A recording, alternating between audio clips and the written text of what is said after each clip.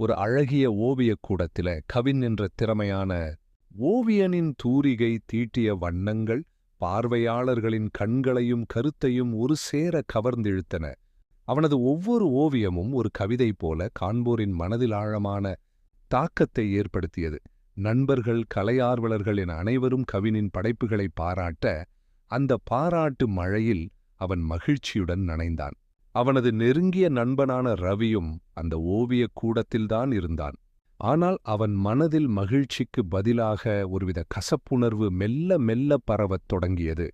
கவினுக்கு கிடைக்கும் புகழும் அங்கீகாரமும் ரவியின் இதயத்தில் பொறாமை எனும் நச்சு விதையை விதைத்தது. அந்த விதை அவனது மன அமைதியை குலைத்து நட்பின் ஆழமான வேர்களை அரிக்கத் தொடங்கியது. பொறாமை எனும் தீ ரவியின் மனதை முழுவதுமாக ஆக்கிரமித்தது. கவினின் வெற்றி அவனுக்கு தன் தோல்வியாகத் தோன்றியது. நண்பனின் வளர்ச்சி தனக்கான தடையாகத் தெரிந்தது.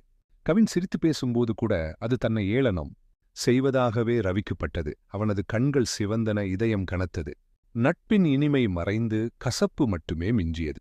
அவன் மனம் முழுவதும் இருள் சூழ்ந்தது. கவினை எப்படி வீழ்த்துறது என்ற தீய எண்ணங்கள் மட்டுமே அவனுள் சுழன்றடித்தன. ஒரு காலத்தில் பிரிக்க முடியாத நண்பர்களாக வலம் வந்தவர்கள் இன்று பொறாமை எனும் கண்ணுக்குத் தெரியாத சுவரால் பிரிக்கப்பட்டிருந்தனர். ரவியின் மனதில் வளர்ந்த கசப்பு அவனது நட்பை மட்டுமல்ல, அவனது மனிதத் தன்மையையும் கொஞ்சம் கொஞ்சமாகச் சிதைத்துக் கொண்டிருந்தது. ஒருநாள் தேசிய அளவிலான ஓவியக் கண்காட்சிக்காக கவின் தனது முழுத் திறமையையும் ஒருங்கே கொட்டி ஒரு தலை சிறந்த ஓவியத்தை வரைந்திருந்தான். அது அவனது கலைப்பயணத்தின் மைல்கல் என்று எல்லோரும் பாராட்டினர். அந்த ஓவியத்தை பார்த்த ரவியின் பொறாமை எரிமலையாக வெடித்தது.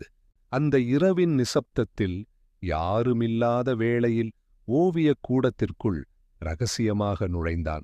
கவினின் புகழுக்கு காரணமாக அமையப்போகும் அந்த ஓவியத்தின் மீது தன் வன்மத்தை எல்லாம் கொட்டி அதைச் சேதப்படுத்தினான்.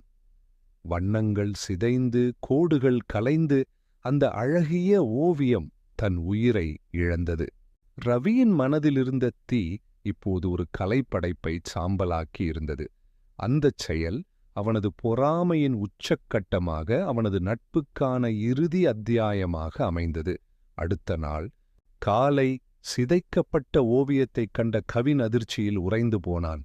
இந்த துரோகத்தைச் செய்தது யார் என்று விசாரணை நடந்தபோது, ஓவியக் கூடத்தில் இருந்த கண்காணிப்பு கேமரா ரவியின் கோர முகத்தைக் காட்டியது. உண்மை வெளிச்சத்துக்கு வந்தது. ரவி தன் நண்பனின் முதுகில் குத்திய கயவன் என்பது ஊர்